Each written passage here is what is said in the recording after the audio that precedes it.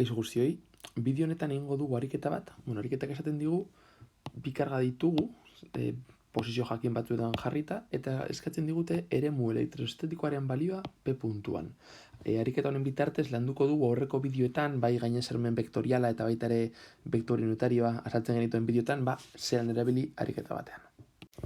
Argi izan behar ditugu bi gauza. Lehenik eta behin, eskatzen digute eremu elektroestetikoa kalkulatzeko. Karga bakoitzak eremu bat sortuko du, baina kasuetan bi karga ditugu, beraz, kalkulatu beharko dugu karga bakoitzak sortzen duen eremuan puntu honetan, eta ondoren batuketa vektorial egin behar dugu.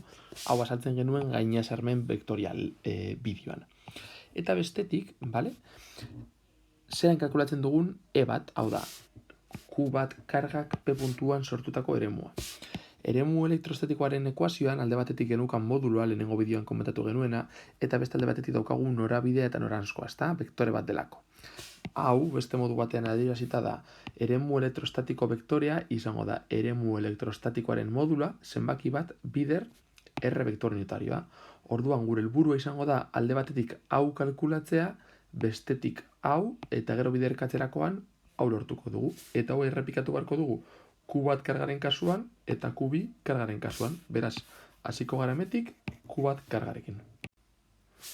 Margaustu ditugu alde batetik R bat vektorea Q bat kargatik P puntura doana, R2 vektorea Q2 kargatik P puntura doana, eta lehenengo eremu elektrikoaren vektorea kalkulatzeko alde batetik modulua, adierazpen hau izango duena, eta bestetik R bat vektore unitarioa, honela lor dezakeguna. Hasiko gara moduluarekin.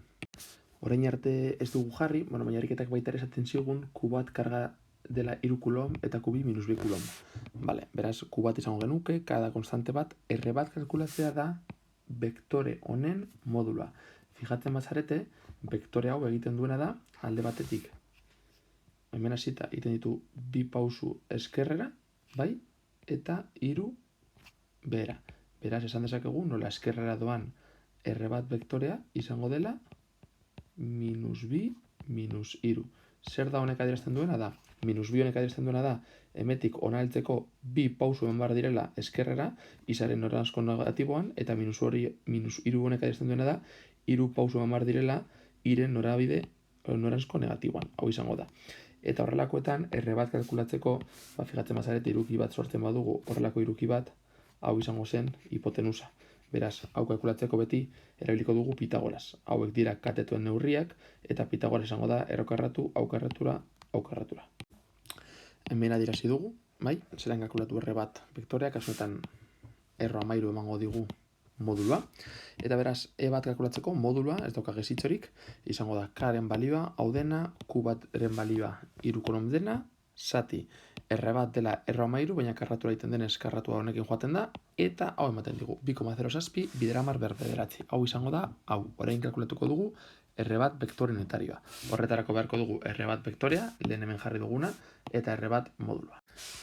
Vektore unitarioa kalkulatzeko, R bat vektorea, lehen komentatu dugu minus 2, minus 3 zela, hemen jarri dugunean, modulua R13, eta vektore bat, zati zenbaki bat, edo bide zenbaki bat, goratu sartzen dela bi aldeetan. Eta horrelako zerbait izango genuke. Beraz, alde batetik daukagu E bat, balio hau dena, daukagu R bat, balio hau dena, eta kalkulatzeko eremua da bata bider bestea. Hau da zenbaki bat, eta hau da vektore bat. Zenbaki bat, bider vektore bat agertuko zaigu. Biderkatzen badut hau eunekin, emango dit hau bider hau bider hau. Ikusiko dugu zelan geratzen dena. Esan bezala, E bat kalkulatzeko jarri dugu E bat modulua, hemen kalkulatu duguna, bider R bat vektore unitarioa. Hemen kalkulatu duguna, hau bider hau ematen digu, hau bider hau ematen digu, eta unitateak dira Newton zatikulon. Beraz, lortu dugu E bat vektorea. Orain errepikatu beharko dugu prozesu berdin-berdina E bi lortzeko, eta gero bi vektoreak batuko ditugu. Gomendatzen dizuet, nola hau guztian egin dudan, pausu guztiekin, eta orain beste antzeko kalkulo berdina, baina beste batekin kalkulatu behar duzuen, gomendatzen zuek egitea, baratzea bideoa egin, eta ni orain emaitza jarriko dizuet, ea berdina lortu duzuen. Horrelako zerbait geratuko zaizue. Fijatzen bazarete, R2 vektore da 3-0, zerraitik, hemetik hasita ona joateko, 3 pauso eskuinera. Izan ardatzaren noranzko positiboan. Eskuina da positiboa, eskerrera negatiboa. Lehen negatiboa atera zaigu, kasu honetan, positiboa. 3. Hortik ateratzen dugu vektorearen modulua, Pitagoras erabiltzen, bai? Kasu honetan, ezin dugu trianguloa sortu alde bat 0 balio delako, baina prozedura berdin-berdina, eta atatzen zaigu, geziaren luzera 3 dela, ezta? Vale. Bestetik, ebi modulua kalkulatzeko jarri dugu kubi karga eta errebi karratura. Kasu honetan kubi negatiboa da, bale? Beraz horregatik ematen digu eremuaren modulua negatiboa. Bestetik, errebi honetan jarri dugu hemen lortu duguna, hemen 3 karratura, eta hau atera zaigu modulo bezala, ebi. Gero kalkulatu dugu errebi vektore unitarioa, lehen egin dugun prozedura berdinarekin, 3 0 da vektorea, zati 3 modulua, geratzen zaigu bat 0, normala denez, vektore unitario izango delako bat 0, ardatz honen gainean dagoelako, ardatz vertikalaren gainean egongo bagina izango zen 0 bat. Vektore eskuinera izan beharrean eskerra izango bazen izango zen minus bat 0, eta horrela gainontzeko guztia. Eta azkenik, hau borretu zaigula, bai, behin daukagunean ebi eta daukagunean errebi, hau bider hau emango digu vektorea. Orduan egiten duguna da, hau, bider hau. Biderkatzerakoan hau honekin bat denez berdina geratuko zaigu, 0rekin biderkatzerakoan 0 izaten jarraituko du, beraz ja daukagu ebi adierazita. Orain, ja aurretik kalkulatu dugun e bat eta orain kalkulatu dugun ebi daukagunean, orain bai kalkulatu dezakegu eremu elektrostatiko totala. Esan bezala, e bat kalkulatu dugu aurretik, ebi, totala kalkulatzeko da, bi hauen arteko batuketa vektoriala. Bi vektore ditugu, zer da batuketa vektoriala? Bueno, vektoren batuketa hori matematiketan ikasiko zenuten hau gehi hau, alde batetik, eta bestetik hau gehi hau. Bai? Isa alde batetik eta bestetik iardatzerenak. Egiten du kalkulagailuarekin batuketa hau, baina baitu. Nola mar bederatzi den, hau da minus 1,15 eta hau minus 2, azkenean izango da minus 3,35 bider 10 bederatzi.